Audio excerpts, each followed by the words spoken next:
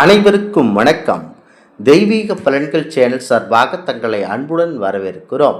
இன்று நம் காணொளியில் காண விரும்புவது நம் வீட்டில் பெண்கள் எப்போதும் செய்யக்கூடாத விஷயங்கள் என்னென்ன என்பதை பற்றி இந்த காணொளியில் பார்க்கலாம். வாருங்கள் காணொளிக்கு செல்லலாம்.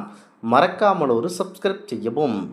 நம்முடைய வீட்டில் மகாலட்சுமி தேவி அவர்களுடைய கடாட்சம் நிறைந்திருக்க வேண்டும் என்றால் அது பெண்கள் கையில் தான் இருக்கிறது.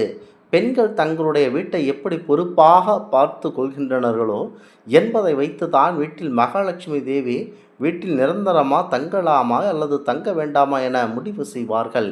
முக்கியமாக கிட்டத்தட்ட நம் எல்லோரும் அறிந்த ஒன்றுதான். என்னுடைய வீட்டை நான் எப்போதும் சுத்தமாகத்தான் வைத்திருக்கிறேன், இருந்தாலும் வீட்டில் சேமிப்பு தங்கவே இல்லையே, அது ஏன்? இந்த கேள்விக்கு உங்கள் மனதிலும் எழுகிறதா? அதற்கு மருந்துதான் இந்த பதிவு. சில பேரது வீட்டில் சேமிப்பு தங்காமல் இருப்பதற்கு அந்த வீட்டை பெண்கள் செய்யும் தவறுகள் தான் காரணமாக இருக்குமே தவிர மற்றபடி பெரிய பிரச்சனைகள் எதுவுமே இருக்காது. வீட்டில் அந்த பெண் அறியாமல் செய்யக்கூடிய அந்த சின்ன சின்ன தவறுகள் கூட திருத்தி கொள்ள வேண்டும் என்பதற்காகத்தான் இந்த பதிவு. அது என்ன தவறு என்பதை பற்றித்தான் தெரிந்து கொள்ள வேண்டும். ஒரு வீட்டில் பெண்கள் கோவிலாக மதிக்கக்கூடிய இடம் பூஜை அறை என்றால் மற்றொரு இடம் சமையல் அறையாக இருக்க வேண்டும். எந்த வீட்டில் ஒரு பெண் சமையல் அறையை பூஜை அறையாக நினைத்து சுத்தபத்தமாக வைத்து கொள்கின்றனர்களோ அந்த வீட்டில் லட்சுமி நிறைந்து தங்குவார்கள். இரவு நேரத்தில் சாப்பிட்ட எச்சில் பாத்திரங்களையும் மிச்ச மீதி உள்ள பண்டங்களையும் முறையாக எடுத்து வைக்காமல் கண்டபடி விட்டு உறங்கச் செல்லக்கூடாது. இது மாபெரும் தவறாகும். மறுநாள் காலையில் எழுந்ததும் சமையலறையை சுத்தம் செய்யாமல் சமையலை தொடங்கக்கூடாது.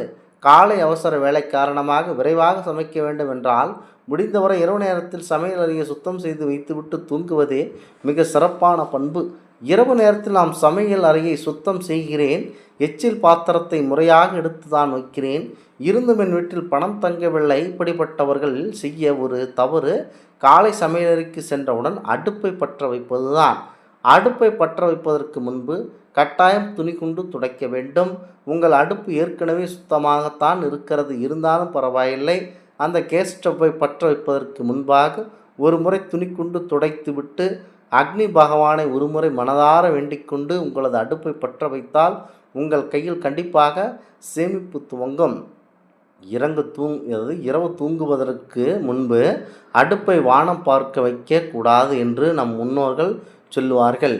அடுப்பின் மேல் வெறுமனே ஏதாவது ஒரு பாத்திரத்தை வைப்பது மிகவும் நல்லது. அந்த காலத்தெல்லாம் விறகு அடுப்பில் சமைப்பார்கள் அல்லவா? சமைத்த அடுப்பு சூடாக இருக்கும்போது பூனை வந்து அமர்ந்தக்கூடாது என்பதற்காக அதன் மேல் ஒரு பாத்திரத்தை வைத்து விடுவார்கள். அதாவது ஓட்டு வீட்டுக்குள் பூனை வந்து போகும் நடமாட்டம் இருக்கும் என்பது குறிப்பிடத்தக்கது. நம் வீட்டில் பூனை வராது என்றாலும் நம் வீட்டில் இருப்பது கேஸ் அடுப்பாக இருந்தாலும் இந்த பழக்கத்தை நம் வீட்டில் கடைபிடித்தால் என்றும் நன்மையாகத்தான் இருக்கும். இரண்டாவதாக பெண்கள் கவனிக்க வேண்டிய விஷயம் என்னவென்றால் அவரது காலில் போட்டு வைத்திருக்கும் மெட்டி. கல்யாணமான போது போட்டிருப்பார்கள். 5-6 வருடம் கழித்து இருக்கும், ஆனால் மெட்டியை மாற்றாமல் அந்த பழைய மெட்டியை அணிந்திருப்பார்கள். அதாவது தேய்ந்த மெட்டியை பெண்கள் காலில் அணிந்து கொள்ளக்கூடாது, அது தரித்திரத்தை தேடித்தரும். முடிந்தவரை அதை 2 வருடங்களுக்கு ஒரு முறையாவது மாற்றுவது நல்லது. அதை பார்க்கும்போதே நமக்கு நன்றாக தெரியும் மெட்டி தேய்ந்திருக்கிறதா இல்லையா என்று. தேய்ந்து இருந்தால் உடனே அதை கொடுத்துவிட்டு புதிய மெட்டியை வாங்கி அணிந்து கொள்வது நல்லது. நம்முடைய முன்னோர்கள் கால்கட்டை விரலுக்கு பக்கத்தில் உள்ள விரலில் மட்டும் தான் மெட்டி அணிய வேண்டும் என்று சாஸ்திரப்படி சொல்லியுள்ளார்கள். ஆகையால் மெட்டி போட்டு இருக்கும் விரலுக்கு அடுத்த விரல், அதற்கு அடுத்த விரல் என 3 விரல்கள் மெட்டி அணிவதற்கு அதில் தவிர்ப்பது நல்லது. அடுத்ததாக வீட்டில் பெண்கள் தலைக்கு வைப்பதற்காக பூவை வாங்கினால் உங்களது கணவர் உங்களுக்காக பூவை வாங்கி கொண்டு தந்தாலும் அந்த பூவை தலையில் வைப்பதற்கு முன்பு அந்த பூவிலிருந்து கொஞ்சம் பூவை காமாட்சி அம்மன் விளக்கிற்கு வைப்பது வழக்கமாக வைத்து கொள்ள வேண்டும். இது குடும்பத்திற்கு நிரந்தர லட்சுமி கடாட்சத்தை தேடித்தரும் என்பதில் ஒரு சந்தேகமும் இல்லை. ஆக அந்த சின்ன சின்ன தவறுகள் அழியாமல் இந்நாள் வரை செய்திருந்தால் இனி அதை திருத்தி கொண்டு உங்களுடைய வீட்டில் இருக்கும் தரித்திரத்தை துரத்தியடித்து சேமிப்பை சுலபமாக சேர்த்து விட வேண்டும். முக்கியமாக இதனையெல்லாம் பெண்கள் முக்கியமாக செய்ய வேண்டும். வீட்டில் அமைதியும் நிலைத்திருக்க குடும்ப உறவுகளை மதிப்பதும் ஆரோக்கியமான சூழலை உருவாக்குவதும் அவசியம். பெண்கள் வீட்டில் செய்யக்கூடாத சில பொதுவான தவறுகள் மற்றும் தவிர்க்க வேண்டிய விஷயங்கள் இருக்கின்றன. முக்கியமாக மற்றவர்களிடம் ஒப்பிடுதல். உங்கள் கணவரையோ அல்லது குடும்ப உறுப்பினர்களோ பிறருடன் ஒப்பிட்டு பேசுவதை தவிர்க்க வேண்டும். இது மனக்கசப்பை உருவாக்கும்.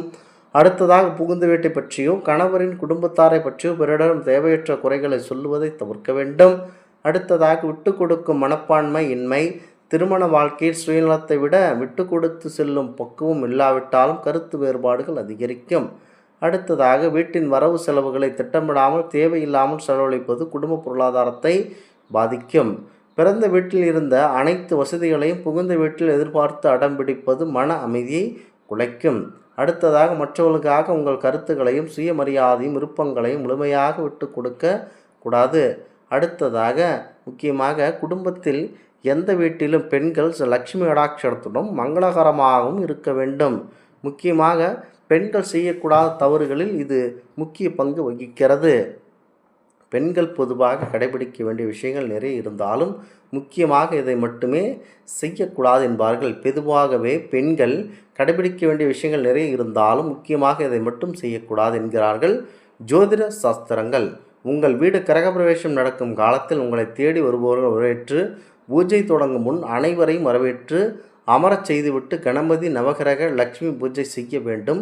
அதன் பிறகு யஞ்ஞம் செய்த வந்த பண்டிதர்களுக்கு பூஜை செய்து கொடுத்த பின்பு பால் காய்ச்சும் போது மகா கணபதி ஹோமம் செய்த ஹோமகுண்டத்திலேயே சிலர் பால் காய்ச்சுவார்கள். இது மிக மிக தவறு. பெண்கள் செய்யக்கூடாத விஷயங்களில் இதுவும் ஒன்று. இதனால் கிரகப்பிரவேசத்தின் போது செய்த யாகம் பலனில்லையாக வாய்ப்பு இருக்கின்றன. கிரகப்பிரவேசம் அதாவது விசேஷம் என்பது இன்று வியாபார பொருளாகிவிட்டது. 100% ஆக்குப்பிறையில் அடுக்குகளை மட்டுமே பால் காய்ச்ச வேண்டுமாகும். காய்ந்தவுடன் பாலை இறக்கும் முன் ஒரு டம்ளர் ஊரை மோருக்கு எடுத்து வைத்த பின் அந்த சுவாமிக்கு நிவேதனம் செய்ய சாப்பிட வேண்டும். எக்காரணம் கொண்டும் ஹோமகுண்டத்தில் பால் காய்ச்சக்கூடாது. பால் காய்ச்சுவதற்கு மண் அடுப்பே சிறந்தது. மேலும் பித்தளை பாத்திரத்தில் பால் காய்ச்சுவதில் லட்சுமி கடாட்சம் ஏற்படும். முடிந்தவரை எவர் சில்வரில் காய்ச்சுவதை கண்டிப்பாக தவிர்த்து விடுங்கள். இது முக்கியத்துவம் வாய்ந்த ஒரு நிதவாக இருக்கும். பெண்கள் அனைவரும் தினமும் கட்டாயம் எழுந்து சுத்தபத்தமாக குளித்து முடித்து விட்டு ஆன்மீகமாக முக்கியமாக அந்த சமையலறையில் நுழைய வேண்டும். ஆன்மீகம் என்பது மக்களை வழிநடத்த செல்லக்கூடிய ஒரு பாதையாகும். அப்படி ஆன்மீகத்தில் சில விஷயங்கள் பின்பற்றலாம் என கூறப்படுகிறது. முக்கியமாக ஒரு பெண் கர்ப்பமாக இருக்கும் நேரத்தில் சிதறு தேங்காய் உடைக்கக்கூடாது. அவர்கள் எவ்வளவு பெரிய வேண்டுதல் வைத்திருந்தாலும் அந்த பெண் கர்ப்பமாக இருக்கும் நேரத்தில் சிதறு தேங்காய் உடைப்பது சாஸ்திர ரீதியாக தவறு என சொல்லப்படுகிறது. வீடுகளில் திருஷ்டி கழிக்கும் போது பெண்கள் அவர்கள் கைகளால் பூசணிக்காய் எடுத்து உடைக்கக்கூடாது. ஆண்கள் மட்டுமே பூசணிக்காய் வைத்து சுற்றி சுட்டி உடைக்க வேண்டும். திருமணமான பெண்களுக்கு திருமாங்கல்யம் எவ்வளவு முக்கியமானதோ அதேபோல் அவர்கள் காலில் அணியக்கூடிய மெட்டியும் மிகவும் முக்கியம். ஆதலால் திருமணமான பெண்கள் கட்டாயம் அவருடைய காலில் மெட்டி அணிவது நெற்றியில் குங்குமம் வைப்பது அவசியமாக இருக்கிறது. அவர்கள் வெறும் நெற்றியாக எப்பொழுதும் கண்டிப்பாக இருக்கக்கூடாது. திருமணமான பெண்கள் திருமணத்திற்கு பிறகு முக்கியமாக எந்த ஒரு தர்ம காரியங்களையும் அவர்களுடைய கணவனுக்கு தெரியாமல் செய்வதை தவிர்க்க வேண்டும். தர்மம் புண்ணியத்தை சேர்க்கக்கூடியது என்றாலும் அதை கணவனுக்கு தெரியாமல் செய்யக்கூடாது என சொல்லப்படுகிறது. மேலும் சுமங்கலி பெண்கள் ஒரு பொழுதும் தங்களுடைய இறந்த தாய் மற்றும் தந்தைக்காக அவர்களுடைய ஆன்மா சாந்தி அடைவதற்கு எள்ளும் தண்ணீரும் இறைத்து வழிபாடு செய்தல் கூடாது.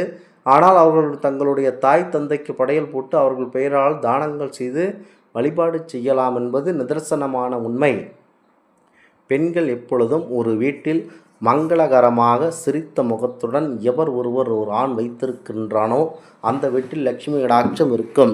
பெண்கள் எப்போதும் இரவு நேரங்களிலோ பகல் நேரங்களிலோ அழுது கொண்டு இருக்கக்கூடாது. பார்ப்பதற்கு அழகாகவும் மகிழ்ச்சிகரமானவர்களாகவும் இருக்க வேண்டும். முக்கியமாக பெண்கள் காலை 9 மணிக்கு மேல் புடவை அணிந்து கொண்டு பூ வைத்து கொண்டு பொட்டு வைத்து கொண்டு மங்களகரமாக இருப்பதே சாலச் சிறந்தது. இந்த தவறுகளை செய்ய வேண்டாம். முக்கியமாக பெண்கள் எப்பொழுதுமே பழைய நைட்டியில் இருக்குவது இது எல்லாம் தவறான செயல்களாகும். முக்கியமாக குளித்துவிட்டு இரவு நேரங்களில் மட்டுமே நைட்டி அணிந்து விட்டு பகல் நேரங்களில் குளித்து முடித்துவிட்டு சுத்தபத்தமாக புடவை அணிந்து கொண்டு கணவருக்கு பிடித்த உணவு பழக்க வழக்கங்களை சமைத்து குடித்து மகிழ்ச்சிகரமாக வாழ வேண்டும் என கூறப்படுகிறது. இந்த ஆன்மீக தகவல் உங்களுக்கு பிடித்து இருந்தால் தெய்வீக பலன்கள் சேனலை கண்டிப்பாக சப்ஸ்கிரைப் செய்து கொள்ளவும். மீண்டும் ஒரு நல்லதொரு காணொளியில் உங்களை சந்திக்கிறோம். நன்றி, வணக்கம்.